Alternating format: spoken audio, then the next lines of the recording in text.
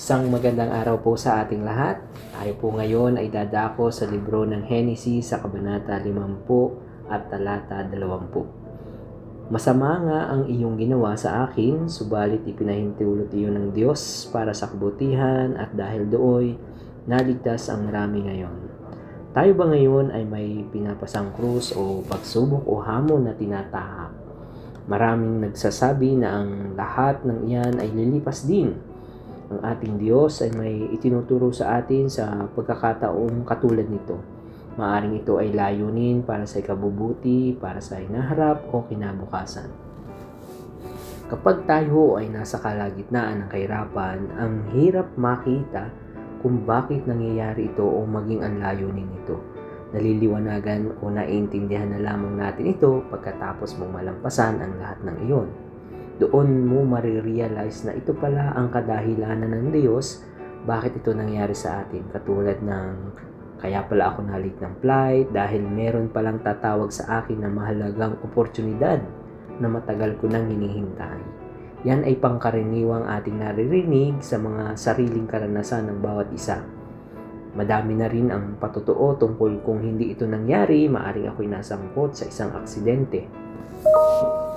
Tandaan natin, ang Diyos ay hindi sanhi ng ating problema, pero hinahayaan niyang mangyari yaon para sa kanyang mabuting intensyon, kahit ang gumawa nito sa atin ay merong masamang hangarin. Ang magandang halimbawa nito sa Biblia ay ang kwentong buhay ni Jose.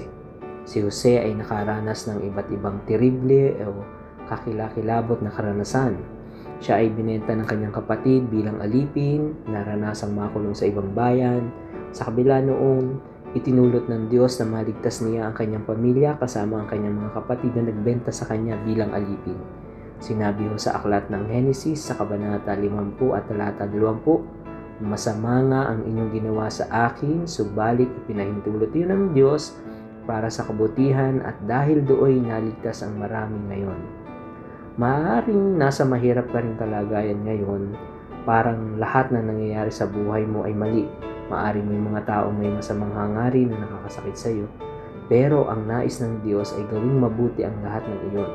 Gusto niyang ialay mo sa Kanya ang mga pira-pirasong bahagi ng iyong buhay. Mula sa mga pirasong iyon, maibibigay niya ang kapayapaan. Tandaan mo, mas dakila ang layunin ng Diyos kaysa anumang problemang pinagdadaanan mo. At gagawin niyang mabuti ang lahat ng iyon kung magtitiwala ka sa Kanya. Paalala din sa atin sa Thessalonica chapter 5 verse 18, give thanks in all circumstances, for this is the God's will for you in Christ Jesus.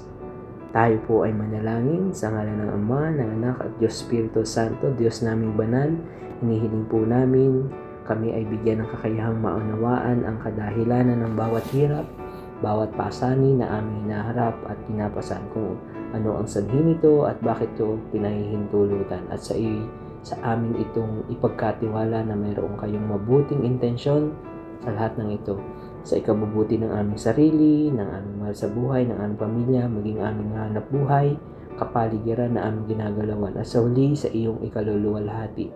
Ito'y aming isinasamo sa banal na pangalan ng iyong anak na si Jesus na aming Panginoon. Amen. Sa ngalan ng Ama, ng Anak at Diyos Espiritu Santo, hanggang sa muli sa ating maikling pagbubulay-bulay sa salita ng Diyos.